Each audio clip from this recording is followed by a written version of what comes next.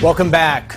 Last night, approximately 117 million Americans tuned in to watch the Super Bowl. And let's face it, the commercials were more interesting than the game itself. Here's one of them.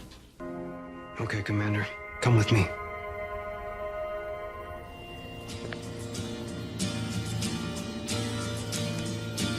Roger. Stand by for 10-second countdown. Still looking great, you're done.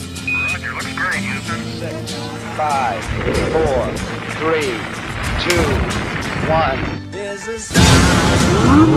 Liftoff. We have liftoff.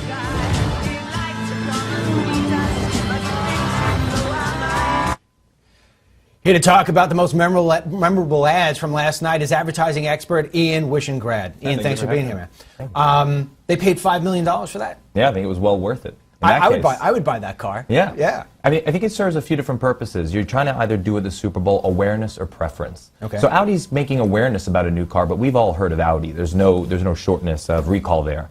What they did was they used David Bowie, which is a really clever move. It makes it timely, really hits an extra heartstring, and it kind of created a halo for this brand. That was film. That wasn't a commercial. Right. You know, you really get an audience here, and they told you a story, and I was like, give me that car. Yeah, no, that was film. That wasn't a commercial.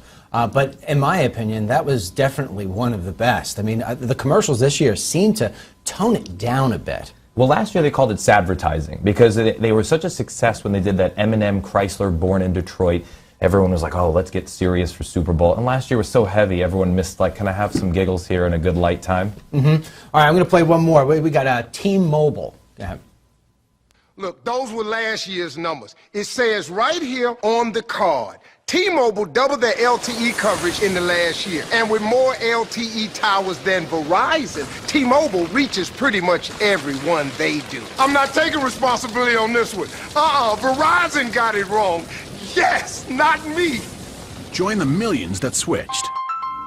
I don't know. I think I'm going to stick with my Verizon after that one. Yeah, okay. Who was the big winner last night of all the commercials? I'd say, you know what's funny? Budweiser, coincidentally. Yeah.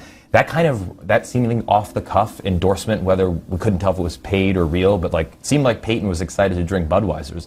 And I think an authentic endorsement like that beats any commercial. Yeah, you know, he said it in a very authentic sort of way, too. I mean, it wasn't that, hey, you won the Super Bowl, where are you going? I'm going to Disneyland. Exactly. We all knew that was staged.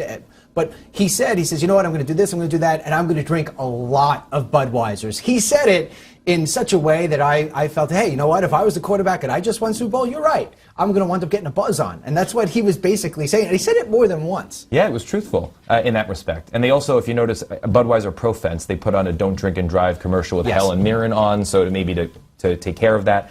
And then they also restaged their entire brand. You know, big kind of beer is doing this, and they went really against craft and went into like, we're big, but we do it well, and this is not a joke. They had another commercial, too. We don't have it up here. I wish we did. I wish we would have picked that one. Another commercial where they had two actors up there almost using the 2016 spinoff. What was it they're telling me in my ear? The Budweiser political party. Yeah, the Budweiser party. Yeah, I thought it was pretty good. They were talking about caucuses and stuff of that nature. Yeah, I think they were going to try to be part of pop culture. My presumption was this is a kickoff of a much bigger idea that's going to run through the election.